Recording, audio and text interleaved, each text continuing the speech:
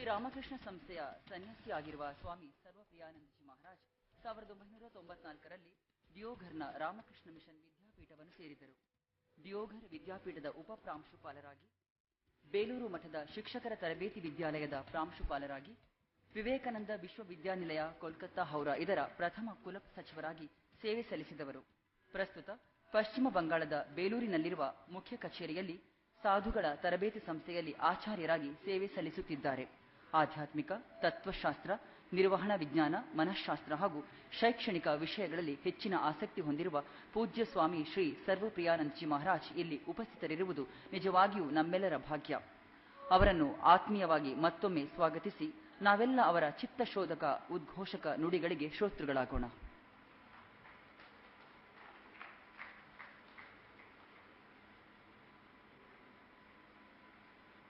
ಓಂ ನಮಃ ಶ್ರೀಯತಿರಾಜಾಯ ವಿವೇಕಾನಂದ ಸೂರೈ ಸಚ್ಚಿತ್ ಸುಖ ಸ್ವರೂಪಾಯ ಸ್ವಾಮಿ ನೇತಾಪಹಾರಿಣಿ.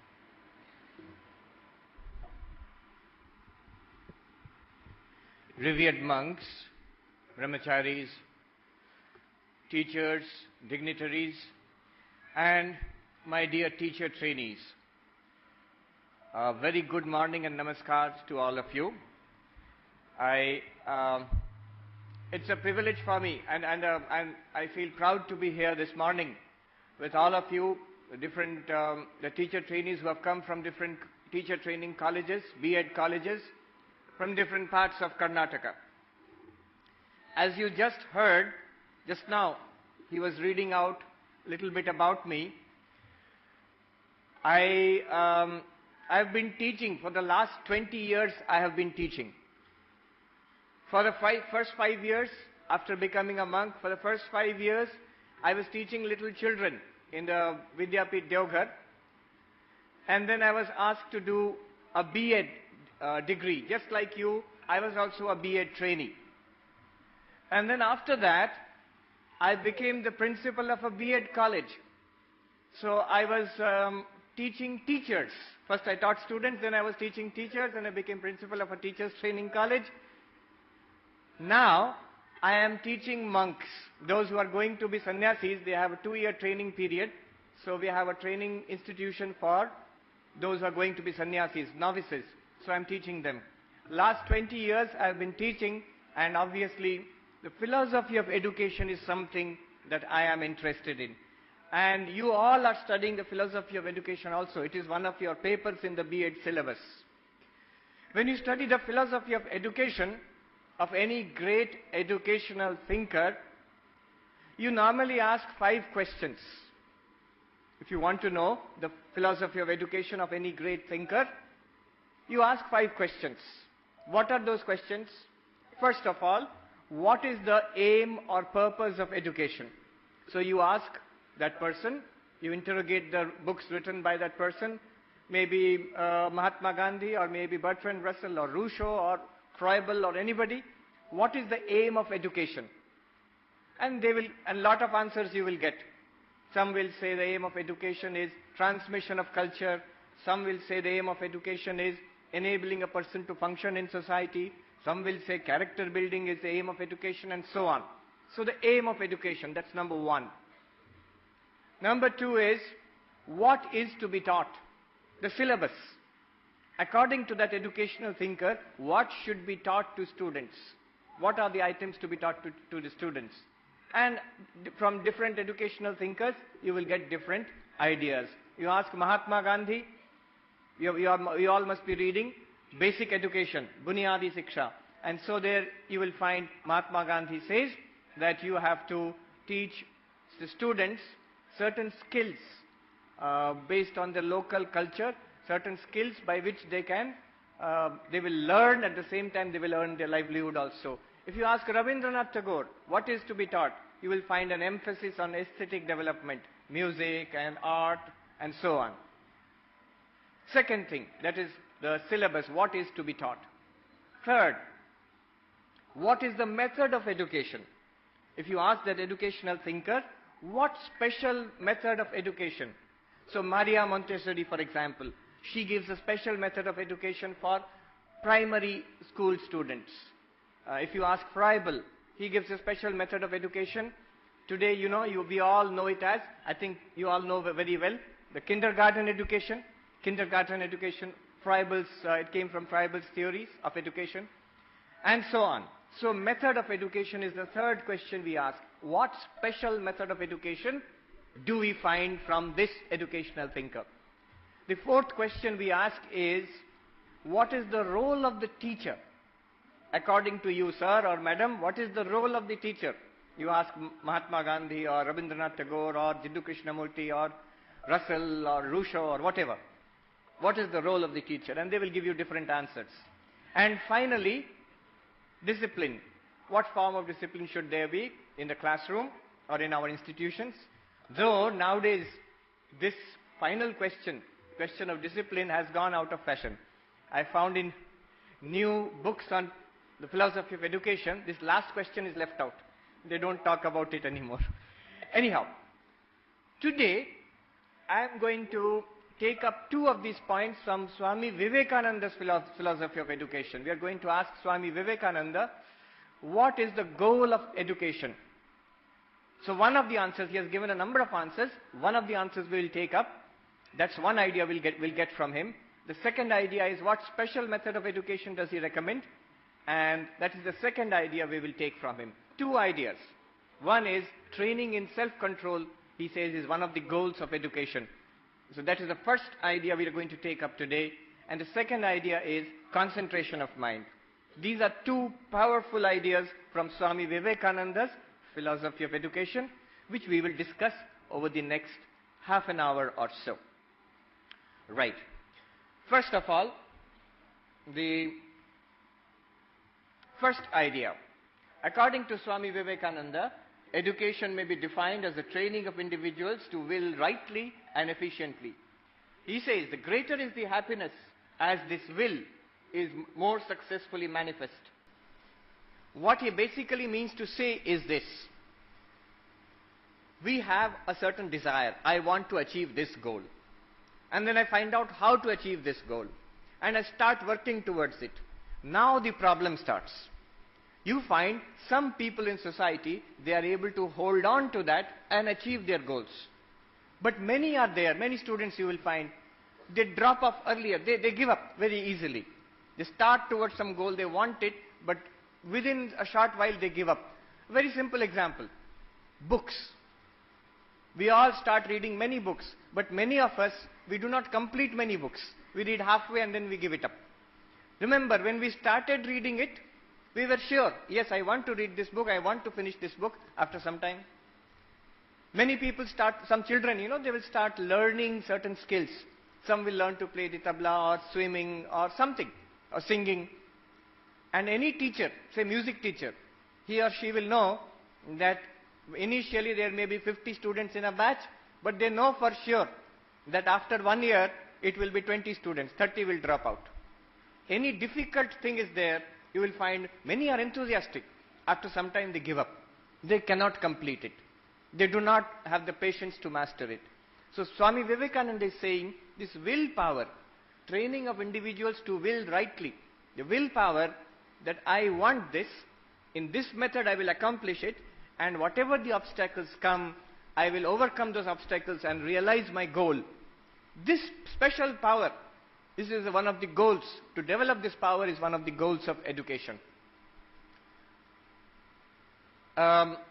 Few years ago, a very interesting experiment was conducted. A very interesting experiment was conducted in this context in USA, in Stanford University, USA. A famous psychologist in 1960s and 70s, Walter Mischel, he conducted an interesting experiment, and I will show you that experiment here today. It is known as the Marshmallow test.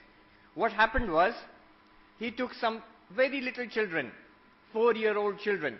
He took them one by one, and the psychologist offered the child one sweet, a marshmallow. It's an American sweet, a little bit like Mysore pak, a little bit like that. And he offered the child, do you want to take it? Naturally the child said yes. And then the psychologist said, you can eat it now, but if you wait, I am going out, I have got some work. When I come back, If you wait for me, I will give you one more. Do you want to? Naturally, which child will say no? Yes, we want to. Will you wait for me? Don't eat it. If you want, you can eat it. But if you eat it, you will not get the second one. If you don't eat it, if you wait just for a few minutes, I will go out. I've got some work. I will come back. Then, if you have not eaten it, I will give you one more. And the important thing to note is, all the children said, all of them, 100%, they said, sir, we will wait for you. Yes, we will wait for you. And the psychologist left the room. Video recordings are there, you can see, you will see now. It's very interesting and very funny also.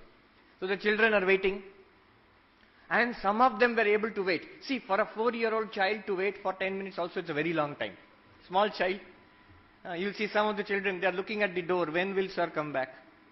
Some are looking at the sweet like this. So some of them managed to wait. They waited somehow. And the teacher came back, the psychologist came back and said, oh, you have waited, I will give you one more. And gave one more sweet. Some of them, though they had said we will wait, they could not wait. They waited for some time, 2 minutes, 3 minutes, then it was too much. It is in front. So they ate it up. And they did not get the second sweet. But the interesting thing is, what happened afterwards? Without telling them anything, the psychologist made a division between the two groups. On pen and paper, they maintained records.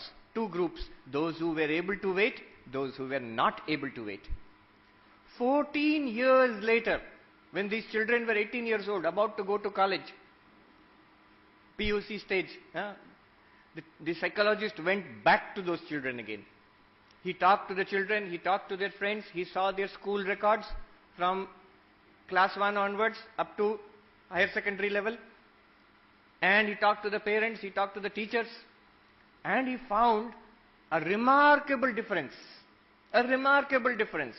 On the average, those children who were able to wait, who did not eat the second one, they said we will wait, and they actually waited. They controlled themselves. Those children had on the average more than 200% better academic scores.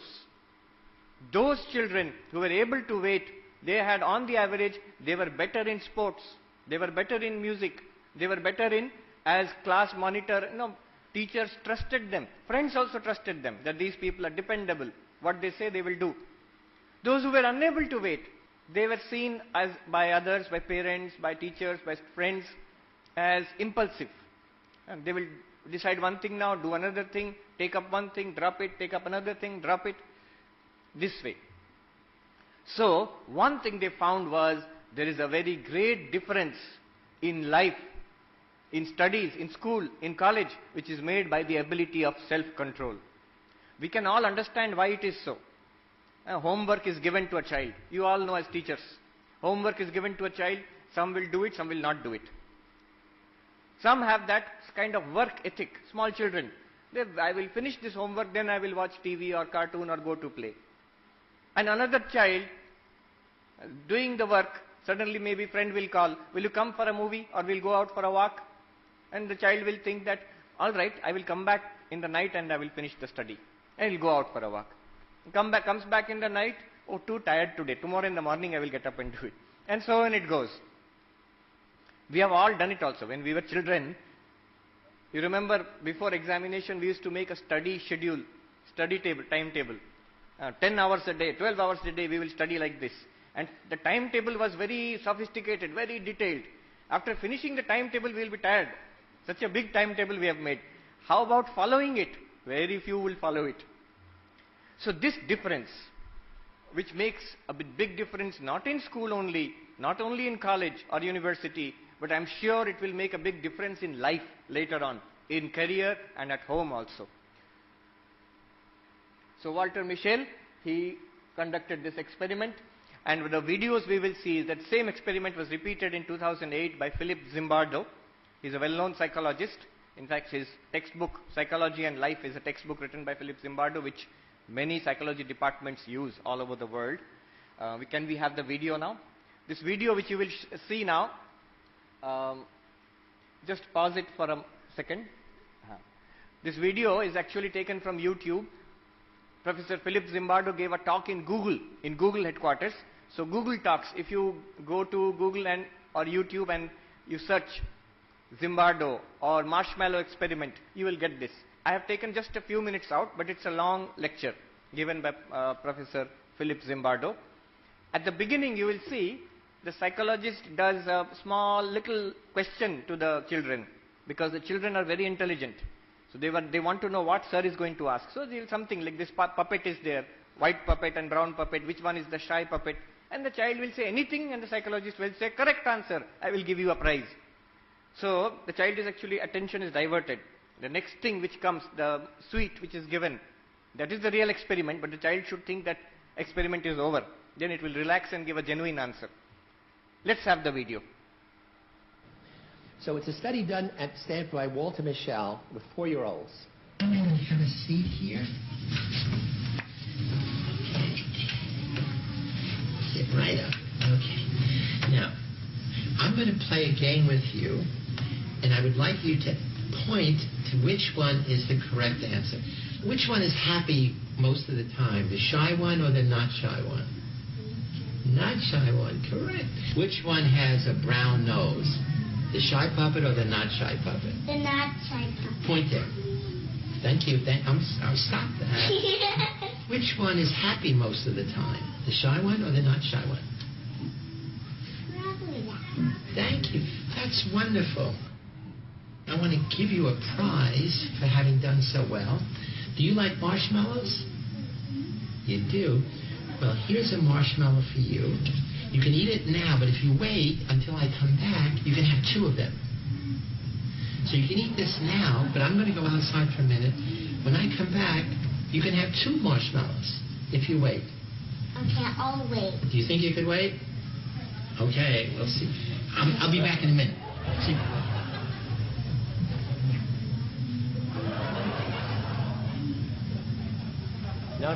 Notice the body language is wonderful.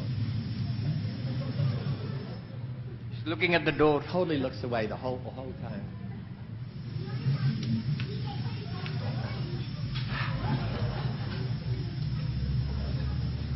Too hot.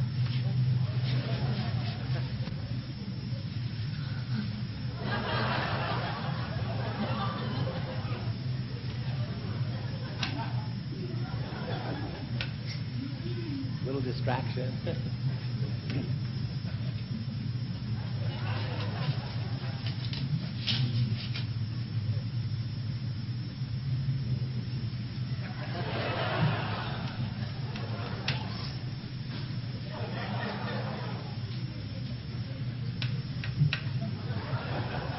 Hello. You waited. You waited for me. Okay, so now you know what's going to happen. You're going to get a double treat. So she gets the second marshmallow. I'm going to give you 2 of these. You lovely marshmallows. Do you want to eat them now or save them for later? Okay. Well, go ahead. A little sticky. I've had marshmallows before. So Well, some just children ate waited, it. others just ate it. Right. You got it right. So I'm going to give you a prize. I'm going to give you a treat. And the treat is a delicious marshmallow. But if you wait, I have to go check my car. When I come back, if you wait, you can have 2 of them. You can have 1 now, or when I come back, you can have 2. Okay? Okay.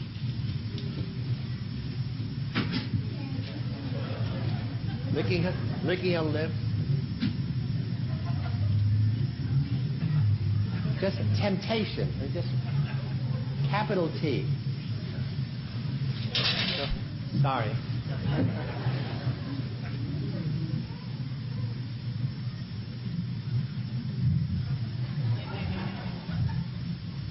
Hello, my dear. You ate the marshmallow. Was it delicious? Do you like marshmallows? No, this kid is wonderful. You don't like marshmallows? So this boy is very interesting. He's asking, do you like marshmallows? He said no. Then luckily the experimenter had some chocolate. You like chocolate? Yes. You want 2 pieces of chocolate? Yes. Then here is 1. If you eat it now, you will not get the second one. But if you wait for me, I'm going out, you will wait for me? Yes, I will wait. He's saying I will wait, but his hand is going towards the chocolate. And The experimenter explained it to him 4 times. Will you wait? Then I will get a second, you will get a second one. If you don't wait, you will get only this one. Yeah, I'll wait. And even before the psychologist has left the room, he finishes off the chocolate. Not only that, when the psychologist comes back, he says, I waited for you, give me one more. Start. Look at that face. Do you like chocolate? Yeah. Okay, well, I love the chocolate. treat you have won is a chocolate. But, if you wait till I come back, you could get 2. You could eat this now. I have to go check my car. And when I come back, if you wait, I'll give you 2 of them. Okay. So you could eat it now, but if you wait till I come back, you Second have 2. Okay? You think you could wait? Okay. So I will be back in a few minutes. So you could eat it now. 4 times. But if you wait, you 4 can times. have 2 of them. Okay, I'll be back. I'm not out of the door. I'm not even out of the door. He finished it off.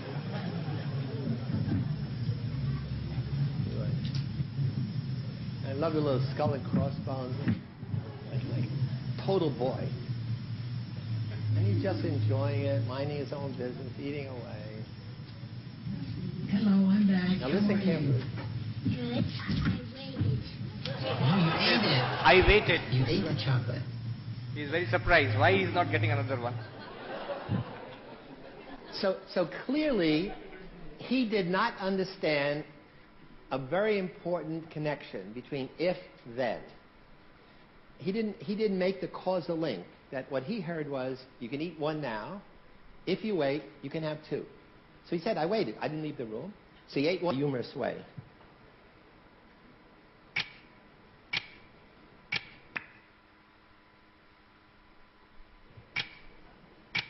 So he repeats a little bit of it.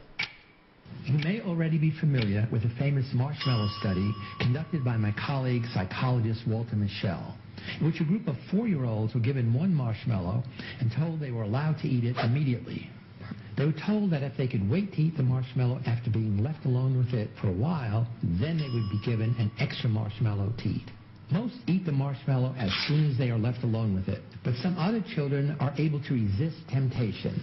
Those children who ate the marshmallow right away are considered to be oriented toward the present, while those who resisted temptation have an orientation toward the future.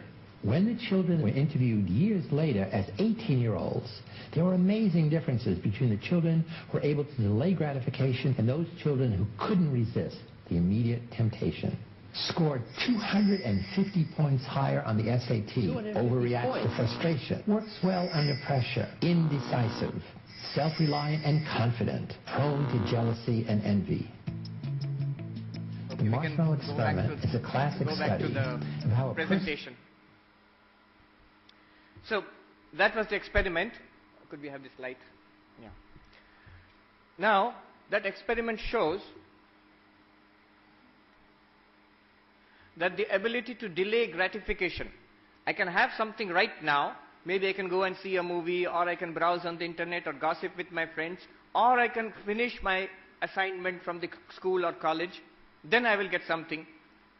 If you can make a sacrifice at present, you are likely to get much more in the future. And this is the basis of any kind of higher activity. You have some self-control, some sacrifice at present. You work towards a higher goal, and you will get much more. It's not nothing to do with spirituality as such. It's a basic understanding of the laws of causality. Cause and effect. If I put in so much work now, I will get much more result later on. You are all teachers, or you are going to be teachers. You will all see in the classroom, students, large number of students will be like this, impulsive. Unless you force them to do something, they will be unable to complete their assignments or work at it. They have got so many distractions, especially these days. Cartoons and internet and friends and gossiping and so on. And there are some who are self-motivated. They are somehow, maybe because of genetic reasons or parental, the environment they get at school or at home, they are able to pursue their goals, their higher aims, make a sacrifice now and get something more in future. Now, this ability to delay gratification, this is one of the main components of what is now known as emotional intelligence, EQ. we are talking about EQ these days, one of the central components of EQ is this ability to delay gratification. It's a necessary component of success in life.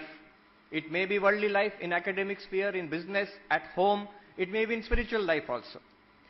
The interesting thing is that, you see, those children who did not have that ability to postpone gratification at the age of 4, 14 years of education did not improve that ability. Have you noticed one thing? That at 4 years old, their ability was at this level. Some of their friends could do better. But those who could not do so well, 14 years later also, you find at the age of 18, same problem.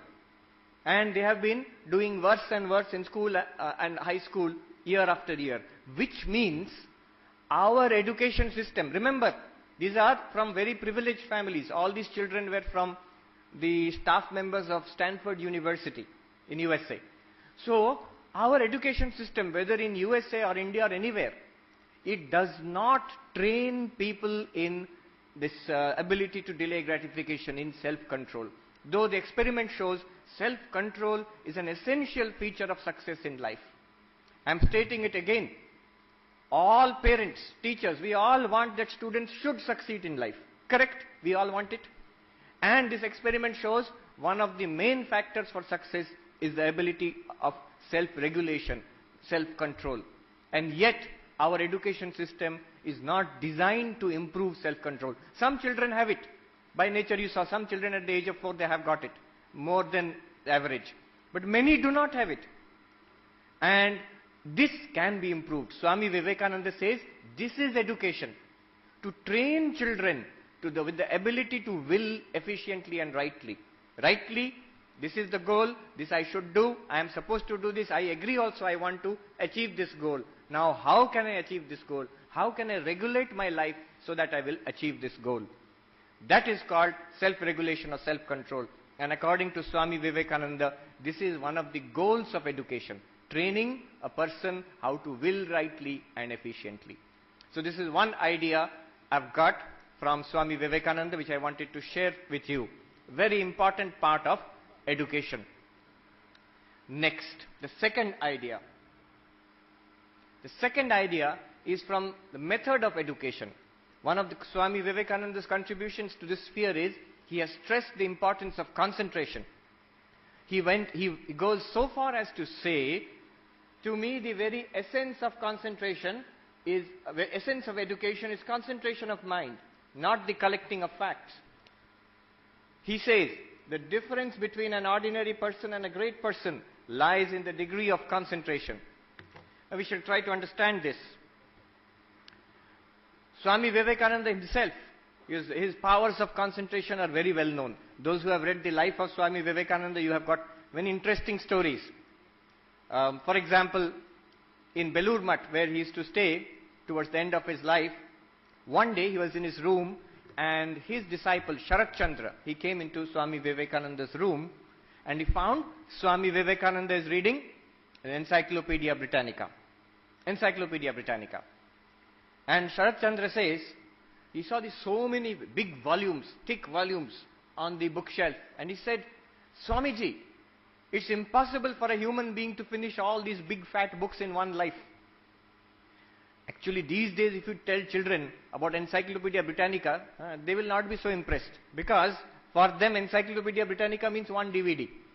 It will come in one DVD. But in those days, so many thick books, big shelf full of this encyclopedia. Swami Vivekananda said, what are you saying? I have already finished 9 volumes. I am reading the 10th volume. You can ask me any question from these 9 volumes. And Sharat Chandra did that. He picked out the volumes at random, opened the pages arbitrarily and asked questions. And Swami Vivekananda, to his amazement, Swami Vivekananda replied to all of those questions.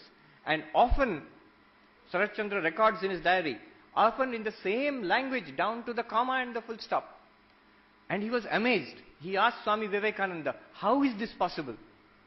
And Swamiji said, with concentration and purity of mind, it is possible for everybody. Anybody can do this. When I say this, when I tell students, They do like this and say, Swamiji, it is possible for Vivekananda, but our condition is very bad. When I open a book, I look at a book, many students say this, I open a book, I look at this book, half an hour I'm looking at the same page, my mind has gone all over the world. But if somebody asks, what did you read in this page? I don't know. What is there? I don't know. Can we have that power of concentration? Even today it is possible. Even today it is possible. I'll discuss some ideas which Swami Vivekananda has given over the next few minutes. You know, when Swami Vivekananda says the difference between an ordinary person and a great person lies in the degree of concentration, at first I was not convinced. Ordinary person and a great person, so many differences are there. Why only concentration? Why only the degree of concentration? But Swami Vivekananda said this, and I realized this one day, many years ago, about 16, 17 years ago. I was a brahmachari like them, in our training center in Belur Math. Another person, another monk was there.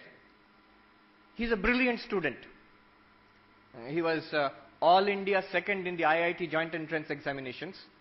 And then he did his computer science in IIT Kanpur. He was the topper there. Very brilliant student. Now one day I saw the secret of his success in different spheres. He was sitting and reading a book, this monk I'm talking about. I passed in front of him. I asked him, what are you reading? He's sitting there on the bed, his leg is stretched out in front. He's sitting and reading a book. What are you reading? I'm standing in front of him and asking. He cannot see me, he cannot hear me. I put out my hand and caught hold of the big toe of his foot and I shook it. What are you reading? You will not believe it. I am touching a person's body. He cannot feel it. He cannot feel it. He's reading. It's only when I went close and I lifted the book to see the title, he got a shock.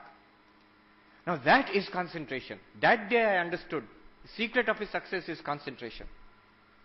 The ability to concentrate. Now he has got it by, I don't know how he has got it. He did not develop it by any particular means, but he has got it. And that is the secret of his success. Another monk I saw. Last year you may have read in the newspapers, one monk, he got the highest science award, I think maybe the first monk to get a science award from the government of India. Shanti Swarup Bhatnagar Award in mathematics. He is a monk in our university in Ramakrishna Mission. That Swamiji, one day I saw how much concentration he has got. One day in the morning I went to that university at 7 o'clock. And this Swami is very tall. He is walking by, he is saying, I am going to sleep now. So I asked, 7 o'clock you are in the morning, you are going to sleep, what happened? The story was that the day before, in the evening, he was working with the PhD student, guiding that PhD student. And 7 o'clock or 8 o'clock, the PhD student, he said, Swami, I am going home. Tomorrow I will come back and we will work. So he went home. But this Swami, he went on working. 8 o'clock, 9 o'clock, 10 o'clock, forgot to eat. 11 o'clock, 12 o'clock, forgot to sleep. 1 o'clock, 2 o'clock, 3 o'clock, 4, working. 4 o'clock, 5 o'clock, 6 o'clock, 7 o'clock, he got up and is going to sleep. Now I asked him the question, which will be in your mind, in my mind also same question was there. I said, why didn't you stop working, eat and sleep? And we would have thought, let me eat and sleep now.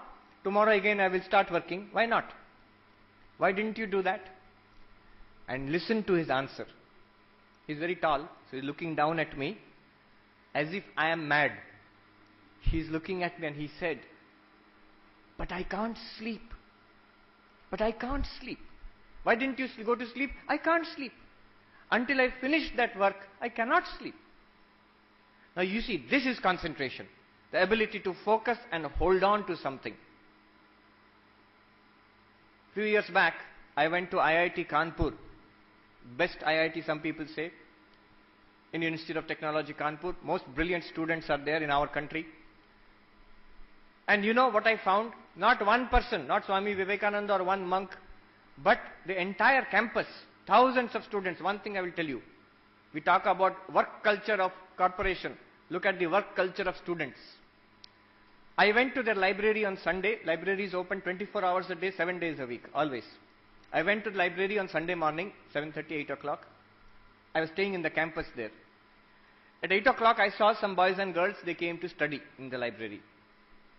I went out for some work. I had lunch. I came back in the afternoon.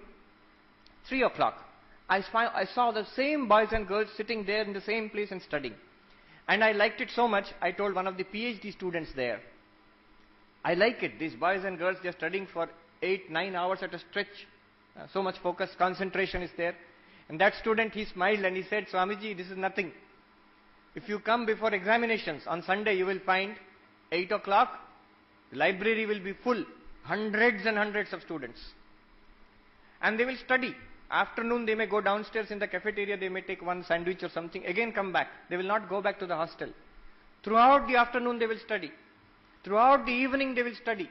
Not going back to hostel for food also, not going back to hostel for sleeping also. Throughout the night, they will study, hundreds of students. Next day in the morning, they will get up. Here in this library, bathrooms itself, they will wash their face. Bicycle is there. Nobody has got scooters or motorcycles there. So no sound should be there. Huge campus. More than 10,000 students. No sound. They will go to their examination hall after having studied 24 hours without a break. So not one student, not two students. 700, 800 students there. Now, I went to another engineering college, a private engineering college. Boys and girls were there. I was talking to them. And I told them, do you know the difference between IIT, Kanpur, or any brilliant those students, top institution, and your group? They said, no, Swamiji, they are more intelligent. Not more intelligent. No, they are better teachers. Not better teachers. I was there, I've seen. More facilities they have got. Not better facilities. I've seen your facilities. Let me tell you the difference. The difference is this much only. I went to your library just now. I told those boys and girls. I went to your library just now, 5 o'clock. Only 2 girls were there taking some books. Then I went to your computer room, full of latest computers, shining equipment, empty, nobody's there. I asked the teacher in charge, do you not allow the students after class hours to use the computers? The teacher said, yes, we allow them. But where are the students? Oh, sab ghumne chala gaya. They've all gone out to, they have gone out partying, maybe movies or friends, they've gone out for a trip somewhere. They don't come. I said, this is the difference. Not intelligence, not so much. Not better teachers, not better facilities. The concentration those boys and girls have got. Not 1 or 2, all of them. They are focusing on something and holding on to that.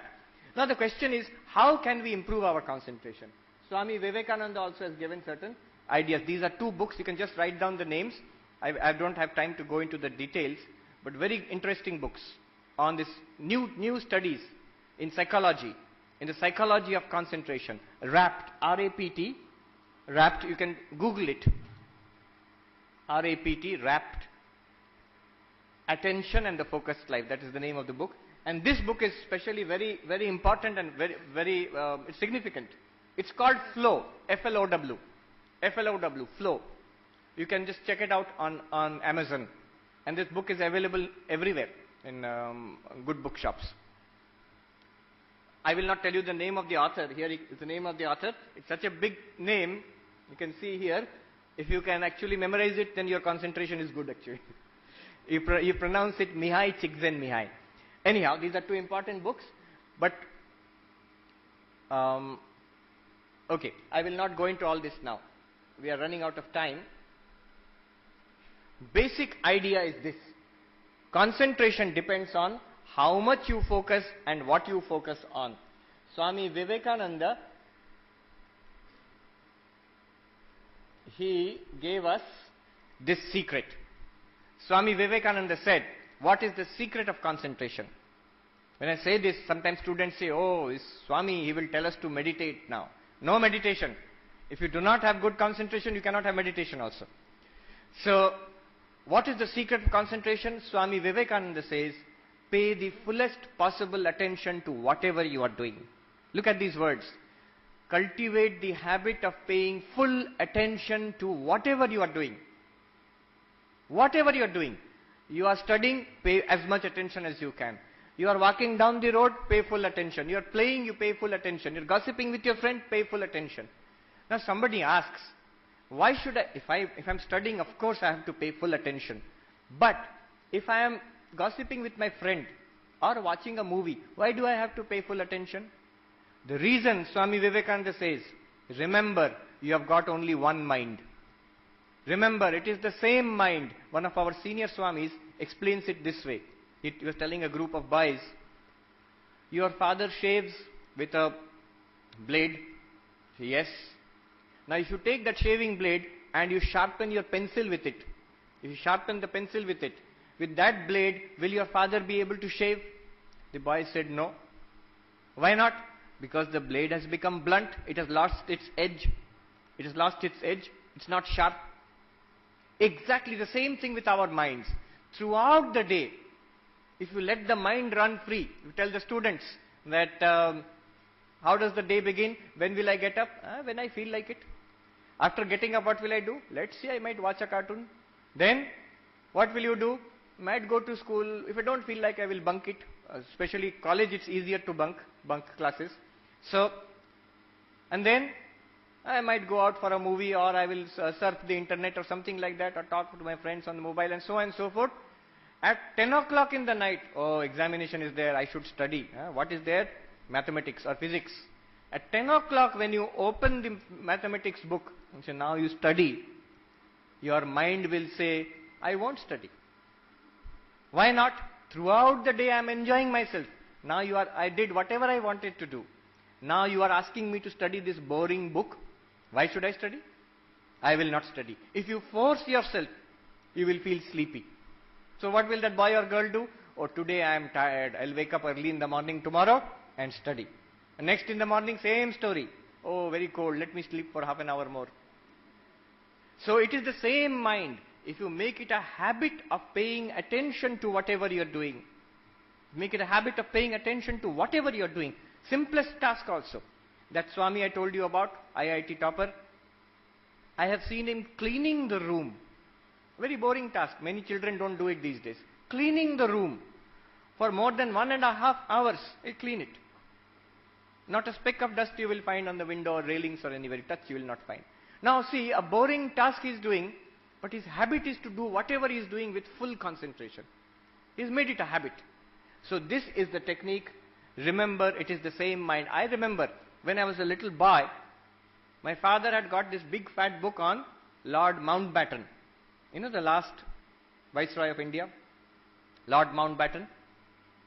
And there was a picture of Lord Mountbatten. It was a difficult book. I could not understand everything, but I was a small boy. But I saw the pictures. And one picture intrigued me. The picture was Lord Mountbatten is pouring tea into a saucer. Cup of tea is pouring into a saucer. And it's written there. And I thought, what is there so great about it? He's pouring tea into a saucer. Big, full page photo. But below it, it was written, below the picture it was written, the Lord Mountbatten pours tea with his characteristic concentration. Lord Mountbatten pours tea with his characteristic concentration. That struck my mind, that here is a person who does everything with full concentration. All great people, you will see this unique quality of concentration, whether Mahatma Gandhi or anybody. Tremendous quality of concentration. What they do at that moment, they forget the world. I have seen, you will all remember in the Gandhi film, where Gandhi and Nehru and Patel and others are discussing some very important affair of the freedom struggle, and a little girl comes with her pet goat. Do you remember that scene? And says the goat is hurt. And Gandhi forgets all these great leaders and political things and is treating that goat, putting some bandage around the leg of that goat or something like that, with full concentration. And Nehru and others are smiling to see that. But you see, that is the characteristic of great people, tremendous concentration of on what they do, pay the fullest possible attention. This is something that we can teach children in our classroom to do. Cultivate the habit of concentration. Not everybody will get the concentration of Swami Vivekananda. Not everybody will be IIT topper. But all of us, whatever our level of concentration, we can definitely improve. We can make significant improvement in our level of concentration. And also the first one, the importance of self-control. If you show children that self-control, self-regulation is deeply connected to your success in life, then they will feel the importance of self-regulation, setting a goal, pursuing it till it is achieved. These are the two ideas I wanted to convey. I have also run out of time. Thank you very much. Namaskar.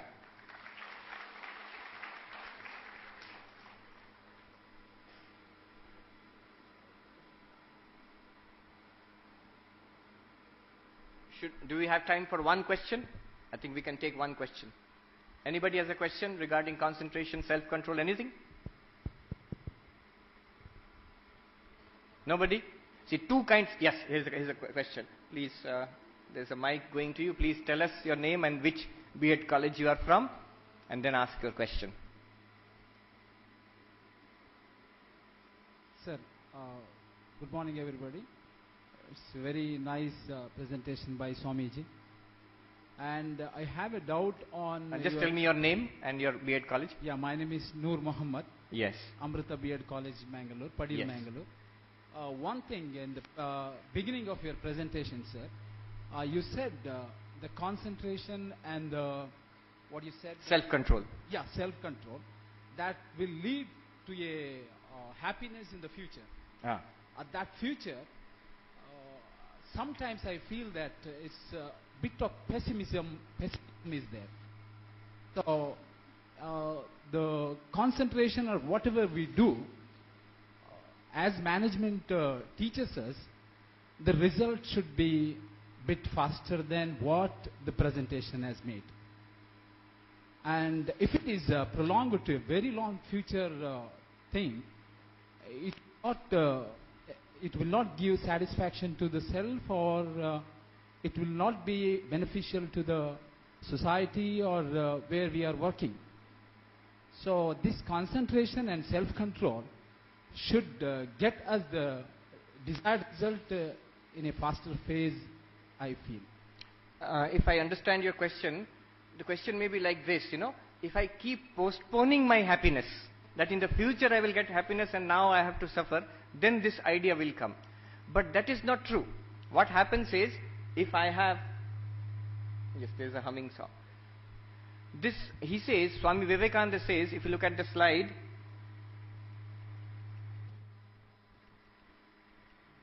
he says that the greater is the happiness as this will is more successfully manifest.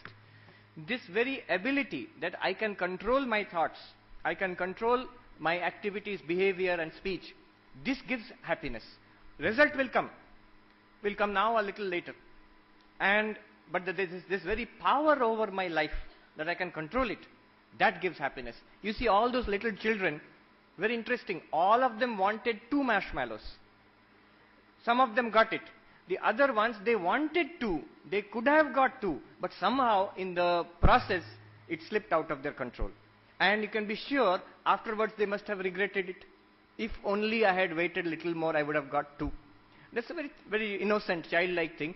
But in our lives also, same thing happens. Many students, you see, who drop out of courses with great difficulty, they may get admission in management or B.Ed or engineering, and unable to complete, unable to keep up with the requirements, academic requirements, because of their lifestyle. Afterwards, they are unhappy. If only I had controlled my life at that stage, I could have got what I wanted. But yes, the result should not be something in the very far future. That the result, actually, there is in Gita, there is a saying, Swalpamapyasya dharmasya trayate mahato bhayat. A little bit of practice of this also gives immediate results. You feel better. Thank you very much.